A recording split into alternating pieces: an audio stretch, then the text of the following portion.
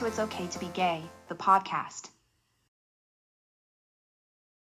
Welcome to the first episode of It's Okay to Be Gay. This is Veronica Witt. And this is David Van Etten Witt.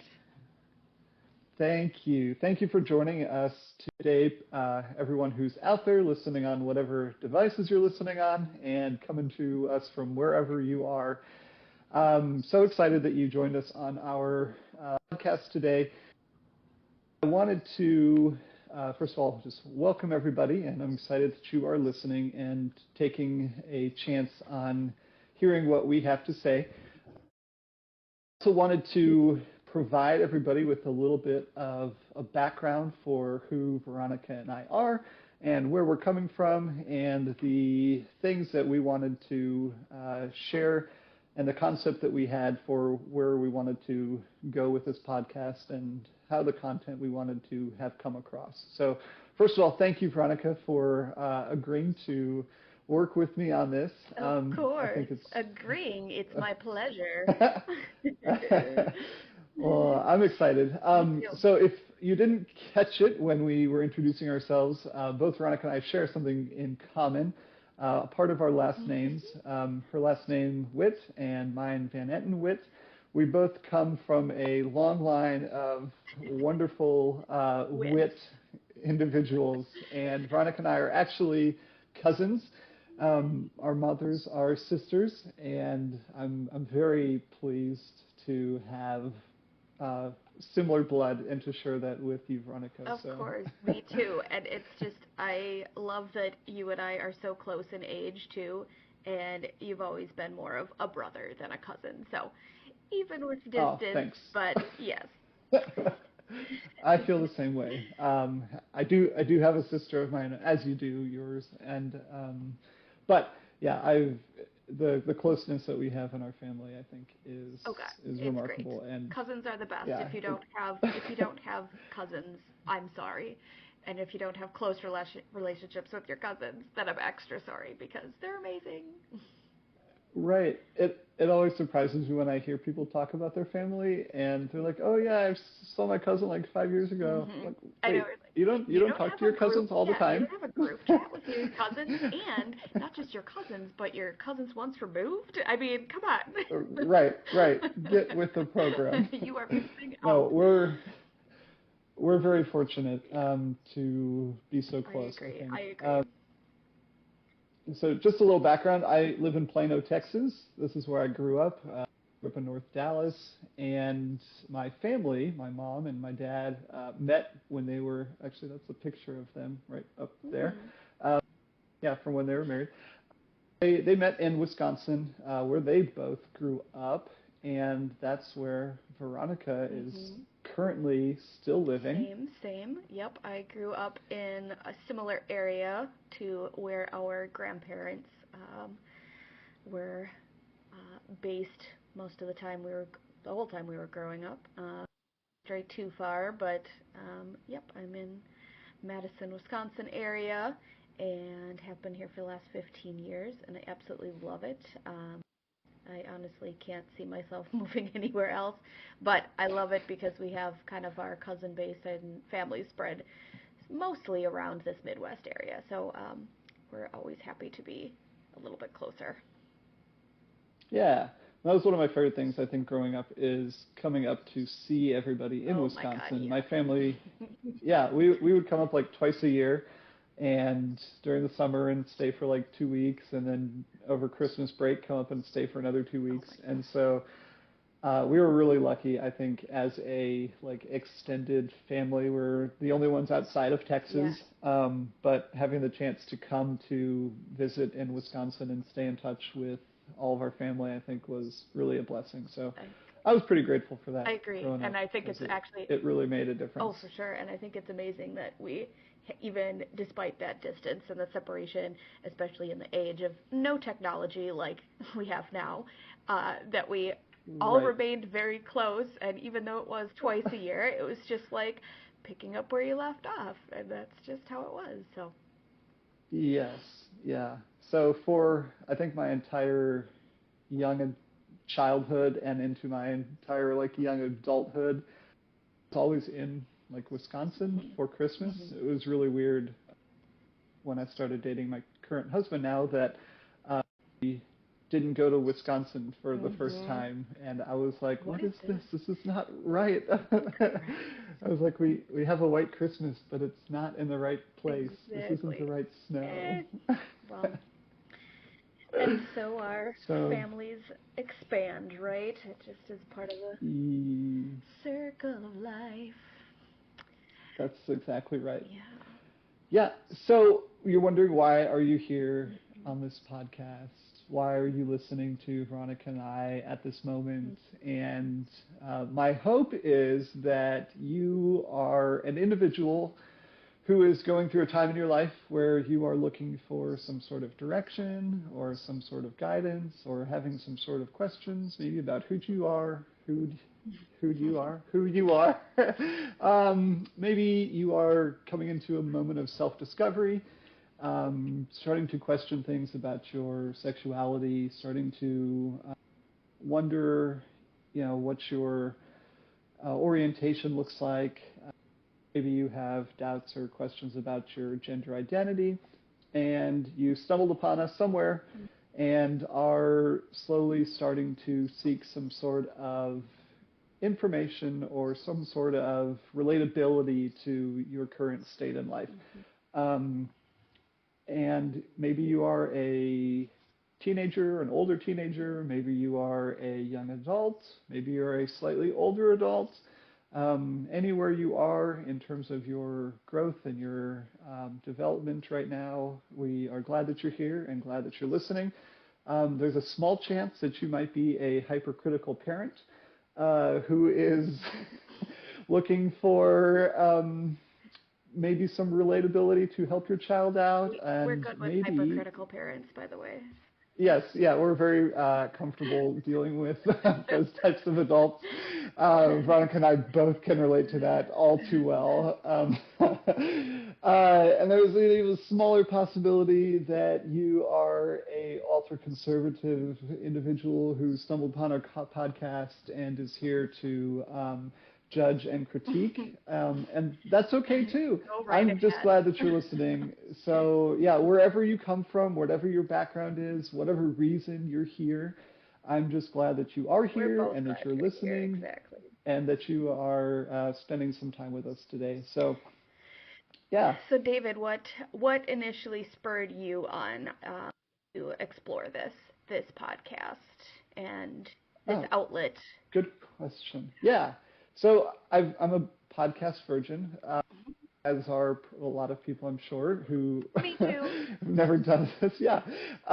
And it's funny because I never in my wildest dreams thought that this would be something that I would do, or something that I would think about or look into or develop or now create. Hopefully this is going to go beyond just this first episode. We'll see. But yeah, so it's funny. Like it's March 4th, 2023. I had to look at the calendar to know that because I don't keep track of dates anymore. Who does? And I got married back in June of 22, and we got married in upstate New York, which is where my husband is from. And Veronica was actually there for our wedding. She shot our wedding for us, which was phenomenal. Our pictures. Yes. Although somebody was shooting our wedding. Yeah, there was somebody shooting at our wedding though, which was interesting. In the background, like as we're saying our vows, the rifle blasts. I do remember that. It was very country. Yeah, we're in a farm in upstate New York, like surrounded by 500 acres, and somebody out there like hunting or shooting at targets, which it was just kind of comical at the moment, but that will stick with me. Yeah, right. But yeah, so my husband and I drove up for the wedding from Plano to upstate New York near Albany, and we're driving back, and I'm in the car, and my husband Jake is doing all the driving because he doesn't like it when I drive. Correction, your Tesla is doing all the driving. It's true. It was doing most of the driving. We still had to hold the steering wheel. Carry on. Okay, yeah. So yeah, it was doing a lot of the driving for both of us. And yeah, so I was sitting in the car and I was like, you know what?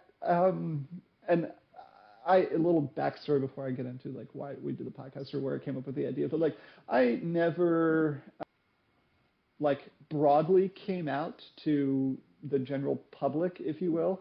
Even when like got engaged and like had told most of my family, all my family like about my relationship, and there was still like a large part of me that was like, what, it just seems silly that you have to have this like huge show or this like huge like, hey, I'm gay, and I was like, most of my close friends and people I talk to right now know like about my sexuality and know that I'm in a relationship. And yeah, sure, I have like all these other like 900 Facebook friends or whatever, but I don't really ever talk to them and like maybe like a family photo here or there. So it's like, it just seemed very like self-grandizing to like have that like huge coming out moment. But when we got married, I was like, that was one of the first things I did was like I changed my status on Facebook to married, and I uploaded a picture of my husband and I like at our like under the, it wasn't an altar, but we were standing under like a little arboretum. Yeah, it was very beautiful arboretum, and like posted a picture, and I did like make that kind of like public announcement, and I was like, what, it was silly and maybe stupid that I didn't like just do that But like big come out thing to begin with. I don't even think so, because that's totally your choice, David, and that's like No, everybody's choice, it was. like, and that's Right. just how you are. You're a very humble person, and I think maybe that was just part of you, is that like you had accepted this for however long, and your close friends and family had accepted it to to some extent, or most of them are. You can delve into that later, but like you didn't need to. That wasn't part of your. Some people feel like that's what they need to do. Like that for them is a way to be comfortable with themselves and to announce, and that's very important for some people, I think, is to have this kind of reveal. I mean, you think about when people reveal that they're pregnant or they reveal that they're engaged, these big life moments, and like that's to each their own. So like it's not silly that you didn't do a big proclamation by any means. It's just your personality and what you wanted comfort level, right? I mean, that's all what you needed to do to be true to yourself. Yeah, that's very true. And I think more so what I meant was that like I shouldn't have ever worried about doing that, Right. And I did make a conscious choice not to, and that's what I was comfortable with. And it wasn't like that I was trying to like keep this from everybody, but I just felt like I didn't need to do that. But I should have felt like I could have. And in the back of my mind somewhere, there was still like a doubt or a worry that like, how is this going to be perceived or whatever. So I don't think that greatly influenced my like decision not to be so like, but I know like in the back of my mind, like that was kind of there. So, but yeah, so driving back from our wedding, I was thinking to myself, like, you know what, like it would have been great if I had never even had to worry about that or had never even had that doubt in my mind. And I was like, it breaks my heart to know that there are other people out there who are in like a worse situation than I am, that are like in a long-term gay relationship, and are not able to share this part of their lives with their close friends and their close families, and they are hiding this, and they are worried about how their work is going to perceive them, and how their church is going to perceive them, and how their family and the reception of how all that would look like, and so I said to myself, I was like, self, that's what I call myself. We were driving, and I said, self, wouldn't it be nice if there was a outlet for people just to share their stories about accepting who they are and coming to grips with their sexuality and their journey to embrace that and share that with their friends and family, and to just kind of tell their progress in terms of realizing who they were as a gay person, accepting who they were as a gay person, how they came to grips and how they got to the point where they felt comfortable enough to share that with their friends and family, how that was received by their friends and family, and then kind of like where they went from there and how they're living now their life as a gay person, and where they are in that continuation of their journey, and hopefully that a lot of people who are in this LGBT community are living a healthy and fulfilled life now because they've accepted themselves and accepted who they were and embraced that. And I just like found myself like kind of like brainstorming and like dreaming up this like scenario where there would be this resource or this like access to different people through different cultures, through different stages in their life, who would have a chance to put all this stuff out for other people to listen to. And to my knowledge at the time, this was 9 months ago almost, like I had never came across that online. Of course, you hear people all the time like coming out and talking about things, but there wasn't ever this like centralized like place where you could go to just like casually listen to people share their stories and their adventures and their journeys. And so I thought, I'm going to start a podcast. Yeah. And it's going to be all focused on this idea. It's going to be focused on this concept of just letting people who have gone through this and come out on the other side and are now living a healthy, safe, fulfilled life, having embraced who they were as an LGBT person, like, be able to share their story and putting all that in like one place, and bringing it out to hopefully more than 10 people. Yeah. So if you're one of those 10 people listening, cool, tell your friends, and then it'll be 11, Sure. and then it'll be 12, But yeah, so that was my dream, is like, I was like, there should be something like this, and there's no reason that there's not. And I was like, I'm just going to do this. And so we started this like very long process of like brainstorming how this would work and doing some research into like what the best outlet is for recording a podcast. A podcast. I don't know. I have to put that in air quotes. Like, this is a podcast. I don't need to air quote it anymore. Yeah. So here we are, actualizing this idea that just like I wrote a mission statement. I came up with a purpose for the podcast, like all while we're driving back from New York, having just come from my wedding, and having just like first time like blasted out kind of my self to the world, I guess. I think too, it's about representation, right? I mean, that's a lot of people don't get representation, especially marginalized, people and LGBTQ and many other places and people and backgrounds and races and everything. And even just having one spot that you can hear stories that will potentially resonate, or find some commonality where you say, oh, I understand that, or I had the same interaction, or this same hurdle to go over, or this conflict that I had to deal with, and this is how, oh, you got over it, oh, interesting, maybe I can have that be part of my life to get through, or try that aspect. It's all just about connecting and hearing stories, because we're all more common than we're uncommon, or what's the phrase? We have more in common than we don't have in common at the end of the day. So hearing that and reminding people, especially LGBTQ folks, it's very important, I think, to understand that there are so many people out there with so many different backgrounds and stories and these journeys, and sharing those journeys is important. And I think it's important for LGBT people, Q people like myself, to hear those stories, because there's still very common threads that I, myself and other people can gain from hearing those stories, and to have that insight to people. So yeah, definitely. I'm excited. Me too. I was going to interrupt you after you said that you weren't part of the LGBT community and be like, wait, you're not? But I know you're not. Yeah. Oh So God. I'm just kidding.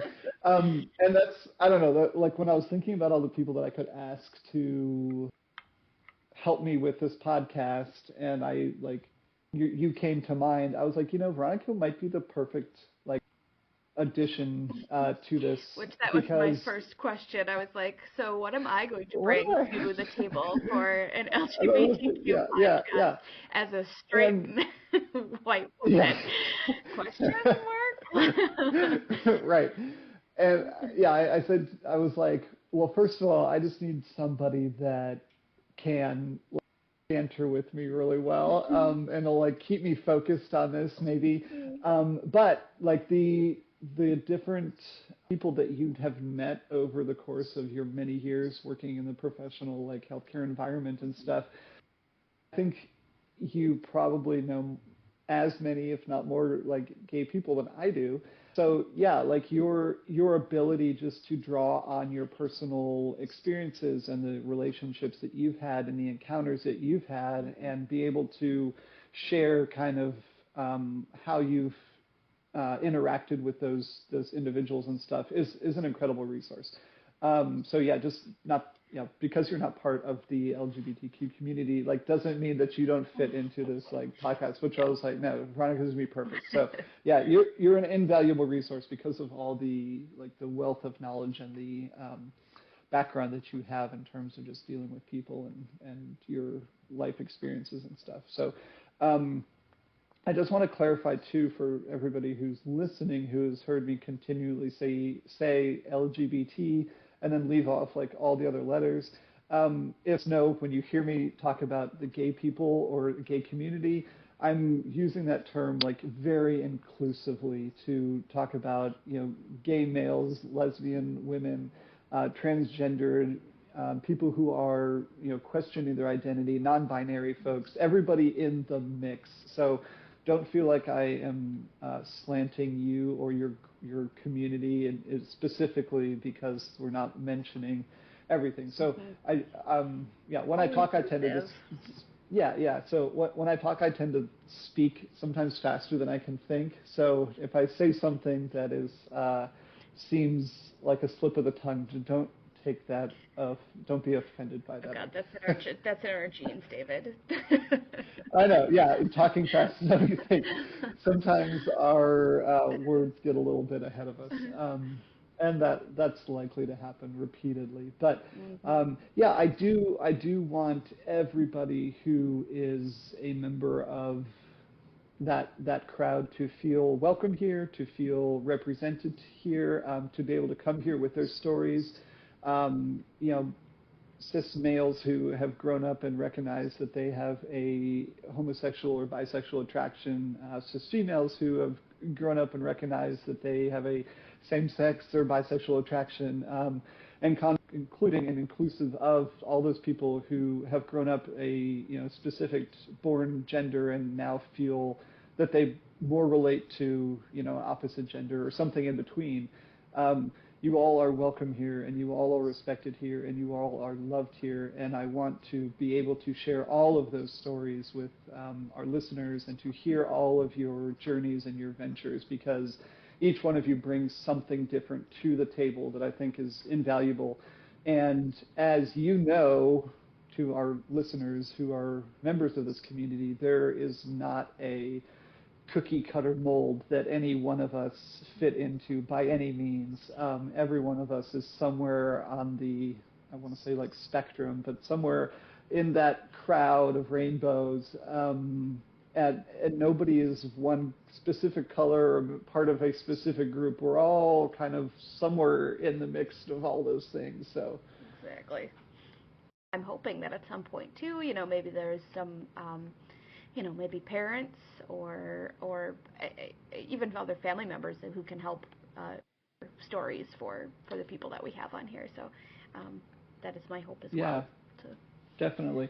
And I know from my background of meeting individuals, I used to be a teacher and I taught for many years, but my first teaching job was at this point 16-ish years ago, 15 years ago.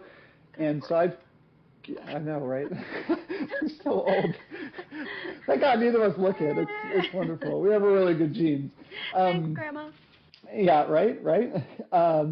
But some of my first students who were, 10, 11, 12 years old when I first met them, have now, come out as bisexual or come out as gay. And it's just very interesting because, like, I would have never thought when I was teaching them as a, sixth grader that would be their kind of their path or where they'd wind up.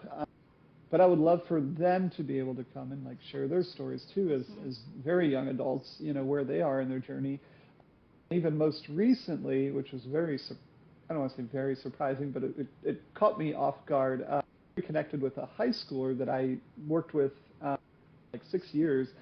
He was in middle school when I first started working with him, and this is like my most recent teaching job, but he recently graduated and we just met up for coffee and stuff, and I had lost track of him and not kept in touch with him through his senior year. But come to find out that he's gay, and when we met up, he was like, "Hey, do you still talk to my mom?"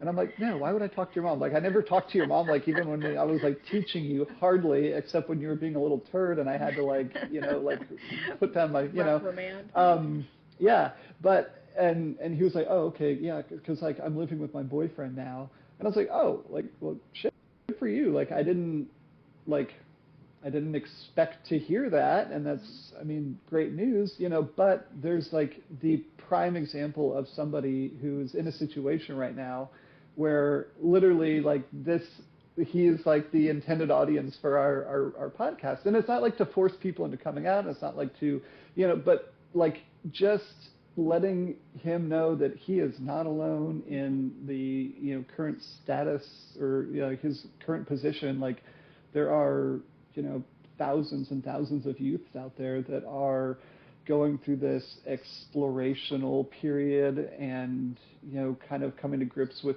who they are and embracing their sexuality and living out their sexuality now, and like they can't tell their own parents because they're afraid, Yep. and it's okay. Like you can be afraid.